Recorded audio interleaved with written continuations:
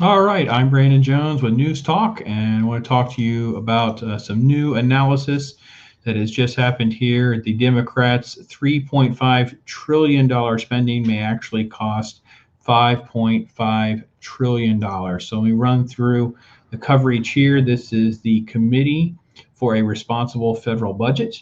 I will go through the story a little bit, give you some of the analysis. We'll break some of that down, and then I will give you my thoughts as well.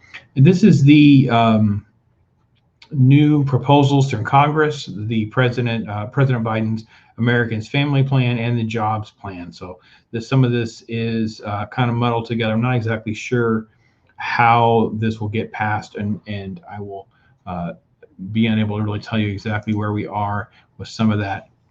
But it says the Senate may soon move forward on reconciliation instructions to allow for the enactment of 3.5 trillion in new spending and tax breaks on top of the proposed 579 billion infrastructure package. So the fact sheet are put forth here, and it says that they're estimating under these considerations would cost 5 trillion or 5.5 trillion over the next decade.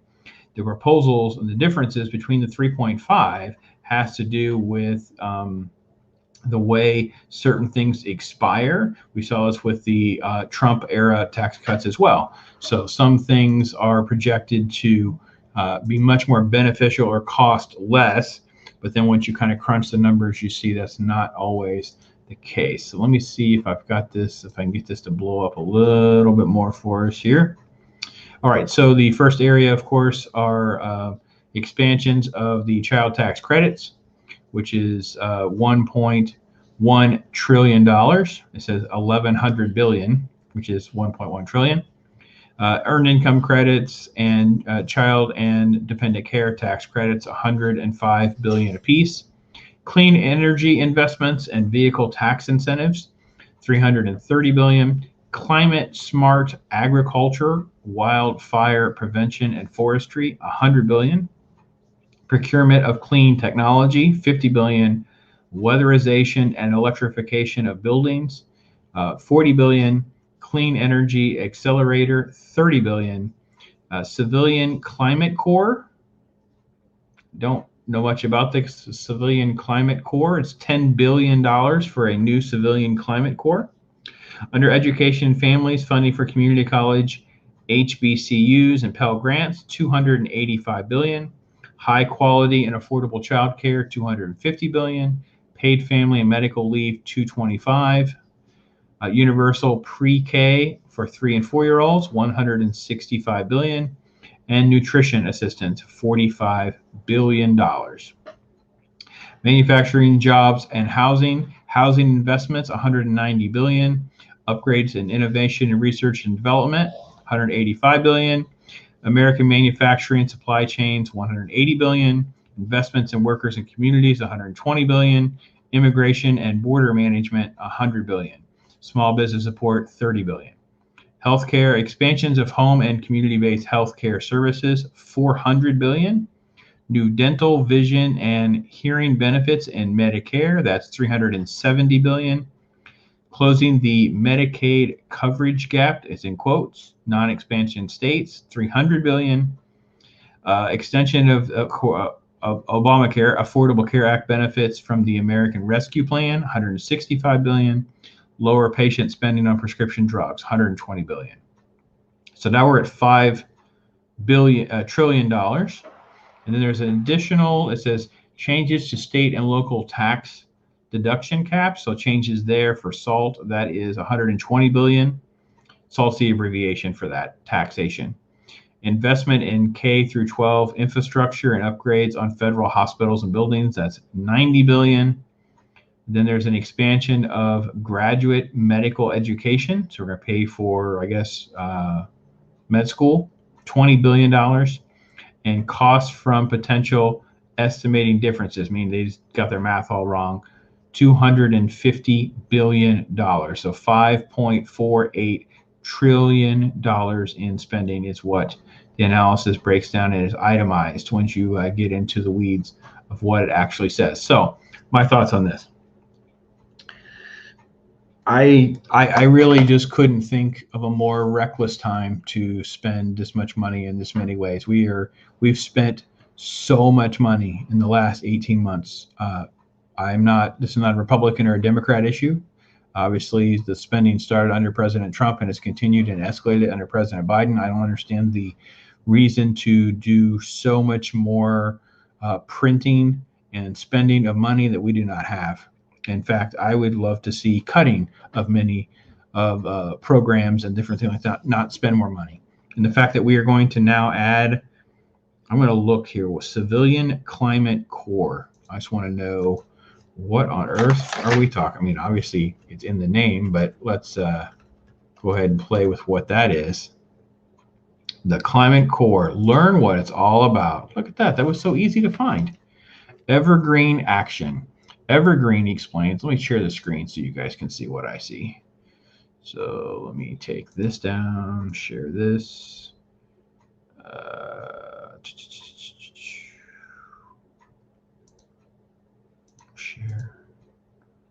Share. All right, here we go. Is that big enough? Okay, see if I can make it. Okay. Evergreen explains what is a civilian climate corps and why Democrats are making it a top priority in reconciliation. All right. Let's see. This is Evergreen Action released a Building the Civilian Climate Corps, a policy roadmap to establish an ambitious CCC, Civilian Climate Corps, that built on the work that climate visionaries and local core networks have been doing for more than a decade to lay the groundwork for this historic opportunity to spark a clean energy jobs revelation. Wow, that's a lot. That's a mouthful, right? So let's keep reading. Joe Biden secured the Democratic nomination. Evergreen worked to include a CCC based on Senator Inslee's gold standard climate plan in Biden's campaign platform. And then it lists the different folks that are on board with all of that. This is impacted. This is a New Deal era civilian Conservation Corps. A modern CCC will put American workers in the driver's seat to confront the interlocking crisis of climate change, environmental and racial injustice, and economic inequality. Okay. The Climate Corps would engage hundreds of thousands of Americans in vital work of climate action and create pathways to union careers and clean economy. So it would be government jobs, and they will lead you into some sort of unionized plan so that you can't be fired. It is one of the most popular provisions in President Biden's Build Back Better agenda. White House has reiterated their commitment. Now, let's see.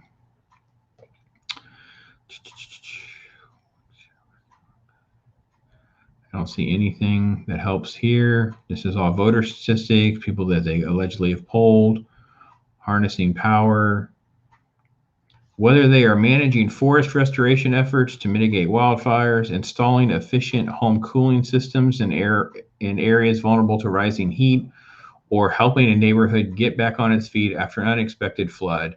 Corps members will be on the front lines of the climate crisis, working to support transition to clean and resilient economy. So it's a bunch of federal workers who are doing just those kinds of things.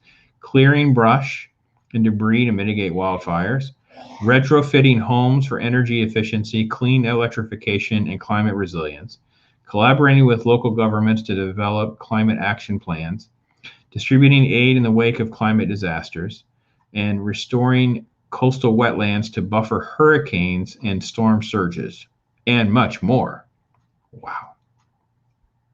Clearing debris, retrofitting homes, aid workers. Gosh, how much are they wanting to spend on this again? I'm sorry. $10 billion. $10 billion is nothing for the ridiculousness of people. How many did they claim they wanted? They wanted 100,000 people.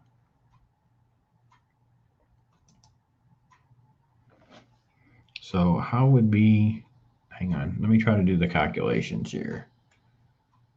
So 1,000, that's a million, a billion, so it's 10 billion divided by 100,000 people. So it's 100,000 people making $100,000? That seems insane. Okay, all right. This is crazy. Okay, so let's see. Members should be paid a living wage, receive health care and child care support. So basically, it's a bunch of free government jobs. So $10 billion is just kind of stuck in there on that. That was noteworthy. I don't quite understand also what a clean energy accelerator is. Let me stop that screen and then go back to the other screen so you can kind of see what I'm seeing on some of the true cost measures here. Oh, I don't understand. So we're doing all this money and then we're just dumping a mountain of money in education and funding. Like we said, we're expanding universal pre-K for 3 and 4-year-olds, paid family and medical leave. I don't know who's getting that money or how they get that money. It's like, I don't know who taps into that. High quality and affordable childcare, again. So I guess, are these going to be federal grants that go to locations? They apply. And then, of course, we're going to pay for free community college and other stuff. So you're talking about $1 trillion, almost $1 trillion. Let's see, 285, it'd be 535, 760. Yeah, it's going to be $1 trillion just in that, just in those categories. And then down on housing and investment, immigration and border management, they're $100 billion. Sticking money on that. And then, of course, the massive amounts of healthcare expansion with Obamacare and prescription drugs and just all sorts of stuff. Wow. So $5 trillion to $5.5 trillion of dollars of just extra spending on Democrat talking points, basically. So whether you're more libertarian minded like myself and would rather see most of these areas cut or eliminated and given to the states to take care of, or you're a Republican and just anti-Democrat, there's your latest on the incredible federal budget spending that's being proposed and what it could actually cost. So give me your thoughts. I mean, maybe you're a fan. I am not a fan, but wow, it's a lot of money. A lot of money we don't have. So anyway, appreciate your comments, and thanks for watching News Talk.